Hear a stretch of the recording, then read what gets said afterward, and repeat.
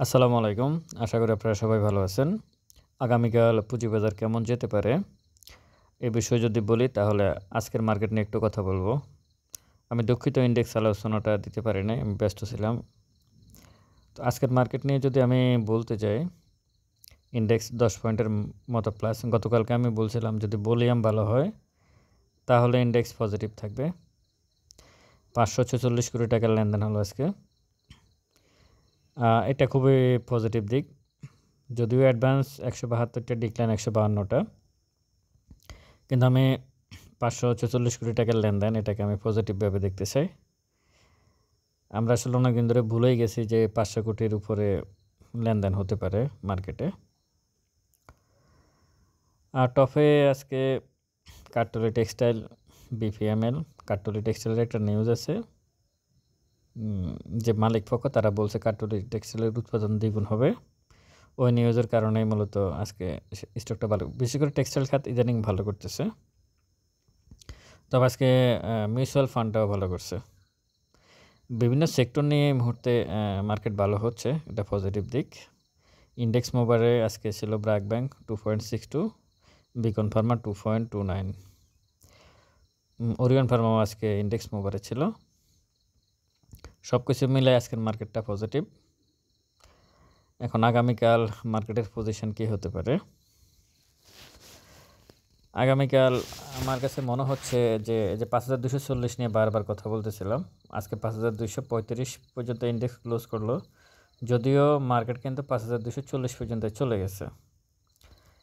মার্কেটের প্রাইস এই মুহূর্তে আছে ৫,২৩৫ আর মুভিং অ্যাভারেজ ১৪ দিনের ভ্যালু হচ্ছে ৫,১৯৫। এখানে পরপর ৩টা ক্যান্ডেলই সবুজ দেখা যাচ্ছে। ৩টা ক্যান্ডেল সবুজ। এর অর্থ আমি মনে করি যে আগামীকালকেও একটা আমরা হয়তো সবুজ ক্যান্ডেল পেতে পারি। কারণ হচ্ছে সাধারণত ২টা সবুজ ক্যান্ডেল হওয়ার পর একটা কারেকশান মোড একটা ক্যান্ডেল থাকে। হয় হালকা সবুজ বা লাল একটা ক্যান্ডেল হতে পারে, কিন্তু সেটা আজকে হয় নাই। বরং আজকে 1 মিনিট যে ছাড় সেখানে দেখা গেছে মার্কেট চলাকালীন সময় ওর ভিতরে কারেকশান কন্টিনিউ করছে। মানে মার্কেটের ভিতরে কারেকশান হয়ে গেছে আমার কাছে মনে হচ্ছে, যার কারণে ৫৪৬ কোটি টাকা লেনদেন দেখানোর পরেও অ্যাডভান্স ১৫২, ডিক্লাইন ১৫২টা আছে। মানে ১৫২টা শেয়ারের দাম কমে গেছে। ভালোই লেনদেন হয়েছে, তারপরেও কমে গেছে। তো সব কিছু মিলে আগামীকালকে আমি মনে করি মার্কেট পজিটিভ থাকার সম্ভাবনা আছে। আর ৫,২৪০ ব্রেক করে আশা করি আগামীকাল চলে যাবে মার্কেট। যদি যায় আলহামদুলিল্লাহ, ভালো একটা, এটা অনেক দিন ধরে এটা এই পর্যন্ত আপনারা দেখতেই পারতেছেন ৪ বার ৫,২৪০কে ব্রেক করে নিচে চলে আসছে।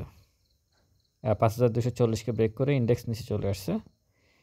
আশা করি এবার সেটা হবে না, উপরে চলে যাবে, এটা আশা করতেই পারি।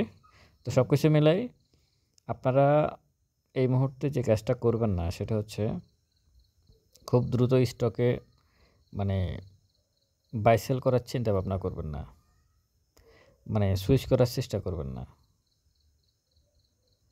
সাপোর্ট জোন খুঁজে তারপর এন্ট্রি নেবেন। এখন কিন্তু সাপোর্ট জোন পাওয়াটা একটু ডিফিকাল্ট হয়ে গেছে শেয়ারগুলোর, কারণ হচ্ছে ইন্ডেক্স যেহেতু বাড়ছে, প্রত্যেকটা স্টকের দাম একটা জায়গায় কিন্তু বেড়ে গেছে। কিছু স্টকের পাওয়া যাচ্ছে, ইন্স্যুরেন্স, জেনারেল ইন্স্যুরেন্স সেক্টর বা লাইফ ইন্স্যুরেন্স এখনও সাপোর্ট জোন পাওয়া যাচ্ছে, ব্যাংকের কিছু সাপোর্ট জোন পাওয়া যাচ্ছে। বিশেষ করে টেক্সটাইল খাত এবং মিউচুয়াল ফান্ডের কিন্তু সাপোর্ট জোন পাওয়াটা একটু কঠিন হয়ে গেছে এই মুহূর্তে।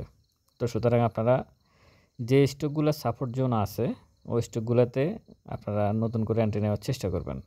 যারা বেড়ে গেছে তারা বেড়ে গেছে, তাদের হিসাব আলাদা। যাই হোক, সব কিছু মিলাই আগামীকালকের মার্কেট একটু পজিটিভই থাকতে পারে আশা করি। আর আমি আমার 2টা কথা বলি আসলে মার্কেট নিয়ে। আমি যাদের, কালকে এক ভাই ফোন দিয়েছিলেন, এটা বলতে হয়, আমি যাদের পোর্টফোলিও যাদের দেখি তারাও আমার ভিডিও শোনেন, আর যারা পোর্টফোলিও আমাকে দিয়ে ম্যানেজ করেন না তারাও ভিডিও শোনেন। যারা আমার পোর্টফোলিও যাদের দেখি আশা করি তারা সন্তুষ্ট। আমি ওপেন ভিডিওতে বলতেছি। আর যারা আমার পোর্টফোলিও দেখেন তারা কমেন্টস করবেন আমার এখানে যে আসলে আপনারা সন্তুষ্ট কিনা। কারণ আমি চেষ্টা করি প্রফিট কম হোক, কিন্তু মূল টাকাটা যে মূলধনটা সেটা যাতে সেফ জোনে থাকে। সেফ জোনে রেখে এন্ট্রি নিয়ে প্রফিট করে দিচ্ছি। এই চেষ্টাটা আমি করতেছি। আমার উদ্দেশ্য হচ্ছে এটা যে প্রফিট কম কিন্তু রিস্ক থাকবে না। রিস্কি শেয়ারে এন্ট্রি নিতে যাব, তখনই কিন্তু প্রবলেম। যেমন গতকালকে এক ভাই বারবারে মিডল্যান্ড ব্যাংক নিয়ে, যার কারণে আমি মিডল্যান্ড ব্যাংক নিয়ে ভিডিও করতে বাধ্য হয়েছি। কিন্তু মিডল্যান্ড ব্যাংক এই মুহূর্তের জন্য না, সময় আছে এখনও। দেখা যাক কী হয়। এগুলো মানে কিছু রিস্কি শেয়ার আছে যাদের এখানে এন্ট্রি নিতে গেলে আপনি বিপদে পড়ে যেতে পারেন। আপনার মূল টাকাটা হারিয়ে যেতে পারে। আমি পার্সোনাল আমার ব্যক্তিগত পোর্টফোলিও আমি সবসময় সেফ জোনে রাখার চেষ্টা করি, প্রফিট কম হোক। আপনাদের পোর্টফোলিও আমি যেভাবে দেখি, যেভাবে সেফ জোনে রেখে প্রফিট করার চেষ্টা করি, আমি আমারটাও সেভাবে করি।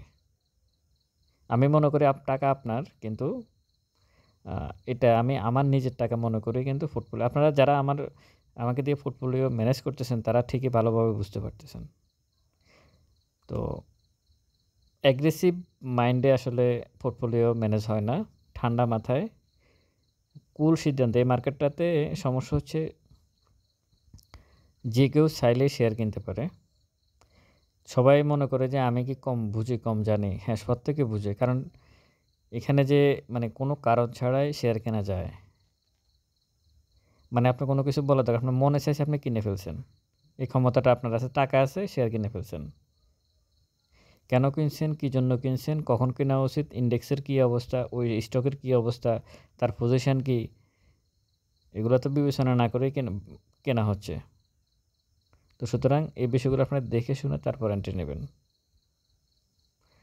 কখনোই খুব দ্রুত একটা শেয়ার থেকে মানে ট্রেডিং আপ ট্রেন্ডে আছে একটা স্টক, এই ক্ষেত্রে এন্ট্রি নেওয়া থেকে বিরত থাকেন। ডাউন ট্রেন্ডে বসে আছে, ভলিউম হচ্ছে না, কিন্তু একটা সাপোর্ট নিয়ে 8-10 দিন 15 দিন একই জায়গায় বসে আছে, কিন্তু ভলিউম করতেছে না।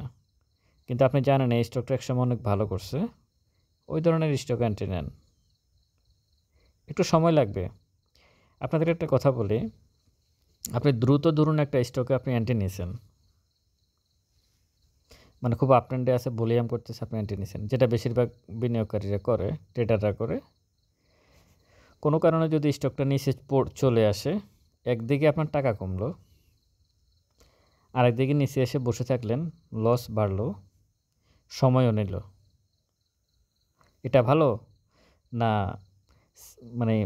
ডাউন ট্রেন্ডে চুপচাপ বসে আছে স্টক, একটা সাপোর্ট জোন নিয়ে মোটামুটি সব কিছু ঠিক আছে, ওইখানে এন্ট্রি নিয়ে বসে থাকা ভালো। আমি মনে করি যে সাপোর্ট জোনে এন্ট্রি নিয়ে বসে থাকা ভালো।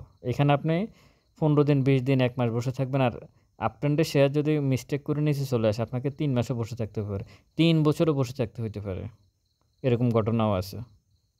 তো আপনারা সাবধানে একটা স্টকে এন্ট্রি নেবেন।